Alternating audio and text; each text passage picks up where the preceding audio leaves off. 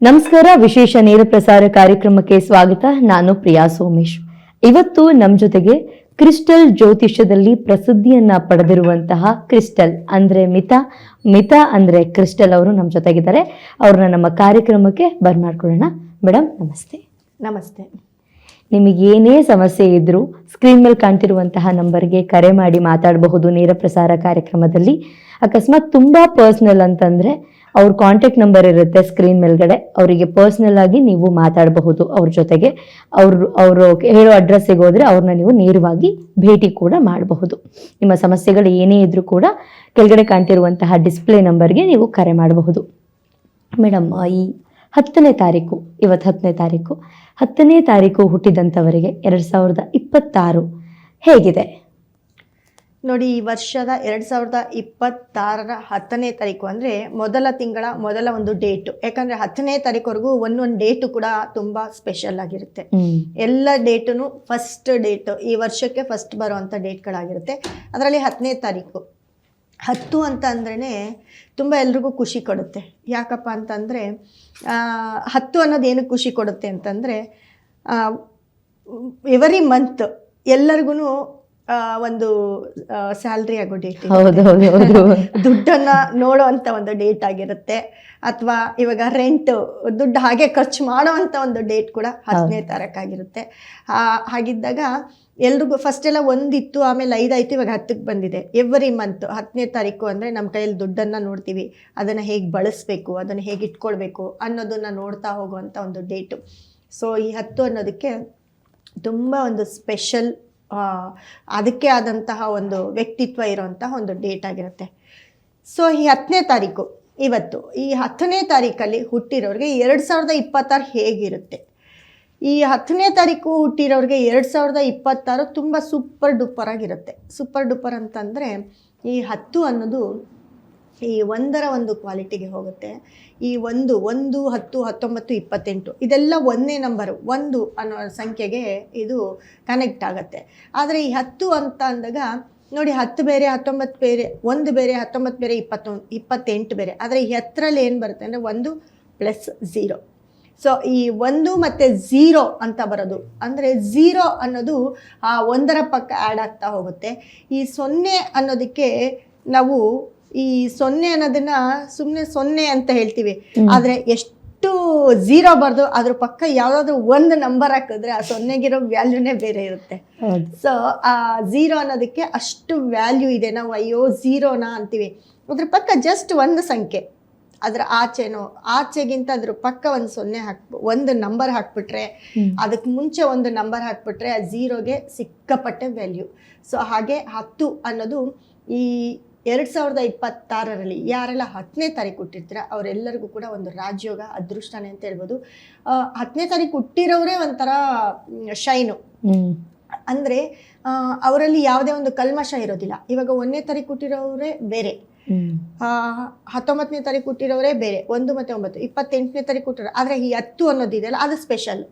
ಈ 10ನೇ ತಾರೀಕಲ್ಲಿ ಹುಟ್ಟಿರೋರಿಗೆ ಯಾವುದೇ ಒಂದು ಕಲ್ಮಶ ಇರಲ್ಲ. ತುಂಬ ಹ್ಯಾಪಿ ಮೂಮೆಂಟ್ಸ್ನ ಅವರು ತುಂಬ ಇಷ್ಟಪಡ್ತಾರೆ, ಎಂಜಾಯ್ ಮಾಡೋ ಅಂಥ ಒಂದು ಕ್ಯಾರೆಕ್ಟರ್ ಅವ್ರದ್ದಾಗಿರುತ್ತೆ.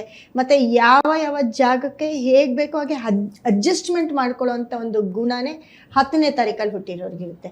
ಸೊ ಈ 10 ಅನ್ನೋದು ತುಂಬ ಬಹಳ ಇಂಪಾರ್ಟೆಂಟ್ ಆಗಿರೋವಂಥ ಒಂದು ಡೇಟ್. ಸೊ 10ನೇ ತಾರೀಕು ಹುಟ್ಟಿರೋರಿಗೆ ಸಿಕ್ಕಾಪಟ್ಟೆ ರಾಜಯೋಗ. ಅದು ಈ ವರ್ಷದಲ್ಲಿ ತುಂಬ ಚೆನ್ನಾಗಿರ್ತೀರ. 10ನೇ ತಾರೀಕಲ್ಲಿ ಹುಟ್ಟಿರೋರು ಏನೇ ಕೆಲಸ ಕಾರ್ಯ ಮಾಡಿದ್ರು ಕೂಡ ನಿಮಗೆ ತುಂಬ ಲಕ್ಕನ್ನು ತಂದು ಕೊಡುತ್ತೆ. ಮತ್ತು ನೀವು ಯಾವುದೊಂದು ಕೆಲವೊಂದು ಲೆಟರ್ಸ್ನ ಯೂಸ್ ಮಾಡಬೇಕು, ಯಾವ ನಂಬರ್ಸ್ನ ಯೂಸ್ ಮಾಡಬೇಕು, ಯಾವ ರೀತಿ ಅದನ್ನು ಫಾಲೋ ಮಾಡಬೇಕು ಅನ್ನೋದನ್ನ ಹೇಳ್ತಾ ಹೋಗ್ತೀನಿ.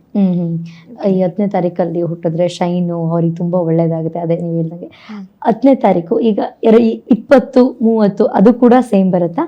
ನಾನು ಹೇಳ್ದೆ ಅಲ್ವಾ, 0 ಎಲ್ಲೆಲ್ಲಿ ಬರುತ್ತೋ ಅವರೆಲ್ಲರೂ ತುಂಬಾ ಶೈನು. ನಾನು ಹೇಳ್ದೆ ಇವಾಗ 10 ಈ 1 ಪಕ್ಕ 0 ಇರೋದಕ್ಕೆ ಬರೀ 10 ಬರೀ 0ನಾ ಅಂತ ಹೇಳ್ತೀವಿ.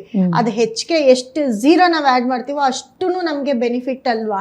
10 ಪಕ್ಕ ಇನ್ನೊಂದು 0 ಹಾಕಿದ್ರೆ ಎಷ್ಟಾಯ್ತು, ಇನ್ನೊಂದು 0, ಹಿಂಗೆ 0 ಆಗ್ತಾ ಹೋದ್ರೆ ಅದಕ್ಕೆ ನಮ್ಗೆ ಬೇರೆ ದಾರಿನೇ ಇಲ್ಲ. ನಮ್ಮಷ್ಟು ಒಂದು ಇದು ಯಾರು ಇರಲ್ಲ. ಹಂಗೆ 0 ಅನ್ನೋದಕ್ಕೆ ತುಂಬಾನೇ ವ್ಯಾಲ್ಯೂ ಇದೆ.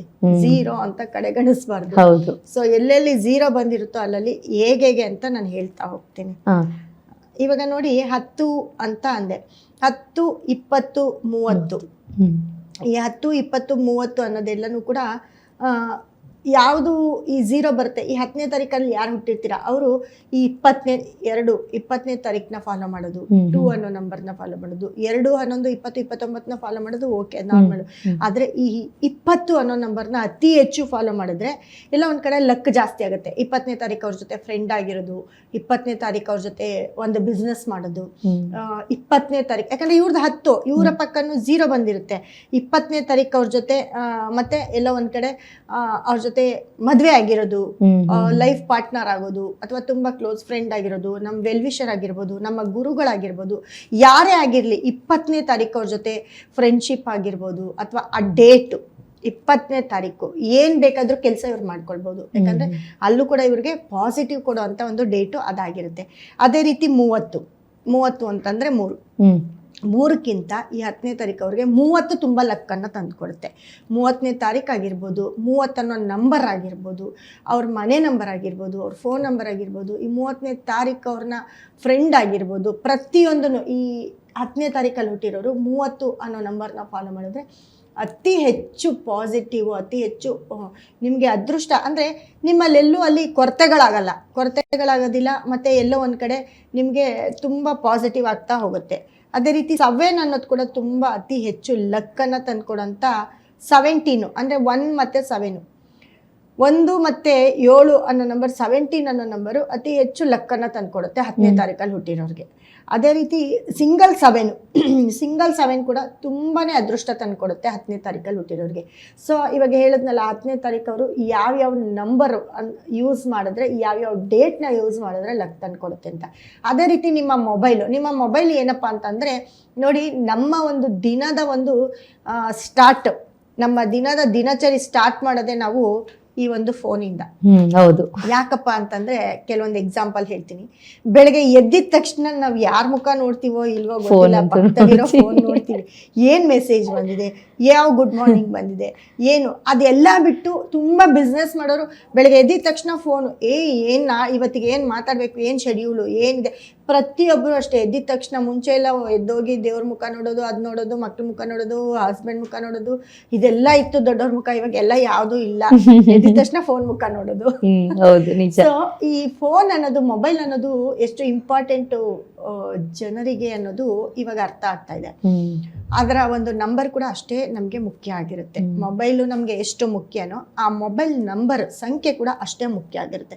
ಯಾಕಂದ್ರೆ ನಾವು ಪ್ರತಿದಿನ ನಮ್ಮ ಒಂದು ಆಗು ಹೋಗುಗಳು, ನಮ್ಮ ದಿನನಿತ್ಯದ ಕೆಲಸಗಳು, ಮತ್ತೆ ನಮ್ಮ ದಿನನಿತ್ಯದ ಒಂದು ಏನೇನೆಲ್ಲ ನಾವು ಮಾತಾಡಬೇಕು, ನಮ್ಮ ಶೆಡ್ಯೂಲ್ಸು ಎಲ್ಲವೂ ನಾವು ಫೋನಿನ ಮುಖಾಂತರ ನಾವು ಅದನ್ನ ಫಿಕ್ಸ್ ಮಾಡ್ಕೊಳ್ತೀವಿ.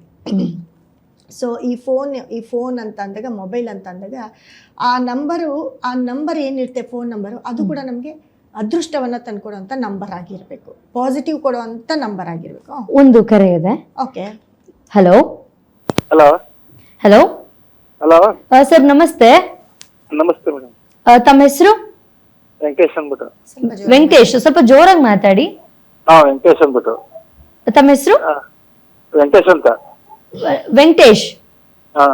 ವೆಂಕಟೇಶ್, ಯಾರ ಬಗ್ಗೆ ಕೇಳ್ಬೇಕಾಗಿತ್ತು? ನಮ್ಮ ಬಗ್ಗೆ ಕೇಳ್ಬೇಕಾಗಿತ್ತು. ನಿಮ್ ಬಗ್ಗೆ. ನೀವು ಹುಟ್ಟಿದ ದಿನಾಂಕ? 28 12 12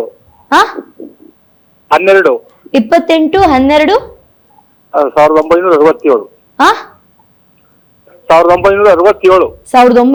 1967. 1967. 28 12 1967. ಟೈಮಿಂಗ್ಸ್ ರಾತ್ರಿ 1 ಗಂಟೆ. ರಾತ್ರಿ 1 ಗಂಟೆ. 1 ಗಂಟೆ. ಓಕೆ.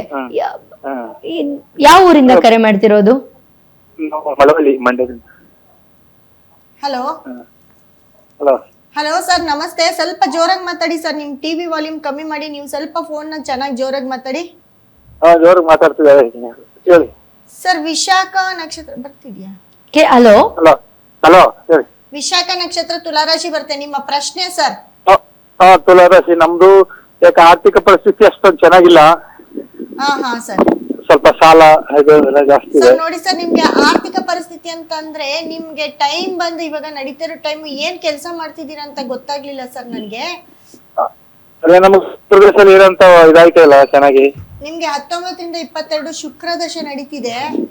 ಸೊ ಶುಕ್ರ ದಶೆ ನಡೀತಿದೆ ಅಂತ ಅಂದ್ರೆ ನಿಮ್ಮ ಲಗ್ನಾಧಿಪತಿ ಬಂದು ಬುಧ ಸರ್. ನಿಮ್ಮ ಲಗ್ನಾಧಿಪತಿ ಬುಧ ಸೂರ್ಯನ ಜೊತೆ 4ನೇ ಮನೇಲಿ ಇರ್ತಾರೆ. ನಿಮ್ಮ ಮನೇಲಿ ಯಾರಾದ್ರೂ ಗವರ್ಮೆಂಟ್ ಸರ್ಕಾರಿ ಕೆಲ್ಸದವ್ರು ಇದ್ದಾರಾ ಅಥವಾ ನೀವೇ ಏನಾದ್ರೂ ಸರ್ಕಾರಿ ಕೆಲ್ಸದವ್ರ? ಇಲ್ಲ, ನಾವು ವ್ಯವಸಾಯ ಮಾಡ್ತೀರಾ. ನಿಮ್ಮ ಆರ್ಥಿಕ ಪರಿಸ್ಥಿತಿಗೆ ಸರ್ ಇವಾಗ ನಡೀತಾ ಇರೋ ಶುಕ್ರ ದಶ ನಡೀತಿದೆ. ಶುಕ್ರ ತುಂಬಾ ಚೆನ್ನಾಗಿದ್ದಾರೆ, ಯಾಕಂದ್ರೆ ನಿಮ್ಮ ಧನಸ್ಥಾನಾಧಿಪತಿ ಶುಕ್ರ ನಿಮ್ಗೆ 3ನೇ ಮನೇಲಿ ಇರ್ತಾರೆ.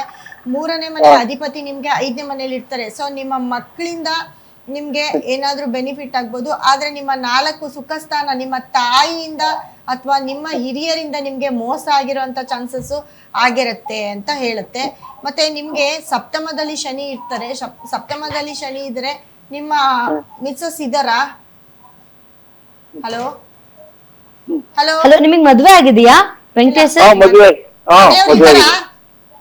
ಮಕ್ಕಳಿಗಾರ ಇಬ್ರು, ಅವರು ತುಲಾರಾಶಿಯೇ ಬರುತ್ತೆ ಇಬ್ರಿಗೂ ಒಂದು. ಸರಿ ಇರ್ಲಿ ಪರವಾಗಿಲ್ಲ. ಇವಾಗ ಮದುವೆ ಆಗಿದೆ. ಹಾ, ಎಲ್ಲೋ ಒಂದ್ ಕಡೆ ನಿಮ್ಗೆ ರಾಹು 8ನೇ ಮನೇಲಿ ಇರ್ತಾರೆ ಸರ್. ರಾಹು 8ನೇ ಮನೇಲಿ ಇದ್ರೆ ಅಪಘಾತ ಆಕ್ಸಿಡೆಂಟ್ ಗಳು ಜಾಸ್ತಿ ಆಗ್ತಿರುತ್ತೆ. ಕುಟುಂಬದ ಸಮಸ್ಯೆ ಅತಿ ಹೆಚ್ಚು ಆಗ್ತಾ ಇರುತ್ತೆ. ಸೊ ನಿಮ್ಮ ಜಾತಕಕ್ಕೆ ರಾಹು ಕೆಟ್ಟಿದ್ದಾನೆ. ದಯವಿಟ್ಟು ಅದನ್ನ ನೀವು ಪರಿಹಾರ ಮಾಡ್ಕೊಳ್ಬೇಕು. ಶುಕ್ರನಿಗೆ ಸಂಬಂಧಪಟ್ಟಂತಹ ಬ್ರೇಸ್ಲೆಟ್ ಆಗಿರ್ಲಿ, ಸ್ಟೋನ್ ಆಗಿರ್ಲಿ, ಅದನ್ನ ಯೂಸ್ ಮಾಡಿ, ಖಂಡಿತ ನಿಮ್ಗೆ ಒಳ್ಳೇದಾಗುತ್ತೆ. ಮತ್ತೆ ನೀವು ಭಾನುವಾರ ರಾಹು ಕಾಲದಲ್ಲಿ ಎಲ್ಲೋ ಒಂದ್ ಕಡೆ ನಿಮ್ಮ ಮನೆ ಹತ್ರ ಇರೋ ಒಂದು ರಾಹು ಅಂತಂದ್ರೆ ಏನು ನಾಗರ ಒಂದು ಕಟ್ಟೆ ಇರುತ್ತೆ, ಅದ್ರ ಒಂದು ಇದಿರುತ್ತೆ, ಅಲ್ಲಿ ಹೋಗಿ ದಯವಿಟ್ಟು ಪೂಜೆ ಮಾಡಿ. ನಿಮ್ಮ ಮನೆಯಲ್ಲಿ ಅತಿ ಹೆಚ್ಚು ಒಂಬಾಳೆ ಯೂಸ್ ಮಾಡಿ, ಖಂಡಿತ ನಿಮ್ಗೆ ಒಳ್ಳೇದಾಗುತ್ತೆ ಸರ್.